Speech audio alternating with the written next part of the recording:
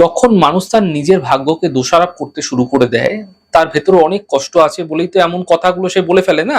আমার কপালে কিছু নেই, ভগবান তুমি আমাকে কেন এই পৃথিবীতে পাঠিয়েছো, এই সমস্ত কথা সে বলতে থাকে। তো আমি আপনাদের এমন একটা উপায় বলবো, সেটা করে আপনারা নিশ্চিতভাবে ভালো ফলাফল পাবেনই, এবং তার সঙ্গে সঙ্গে আপনাদের যে কোনো কাজে অনেক বাধা পড়েছিল সেগুলো দূর হতে দেখতে পাবেন। যে কোনো মঙ্গলবার দিন 5টা লবঙ্গ নিয়ে এবং একটি ছোট্ট এলাচ এবং সামান্য কর্পূর আপনারা দিয়ে ধনুচির মধ্যে সেটাকে জ্বালিয়ে দিন, পুড়িয়ে দিন।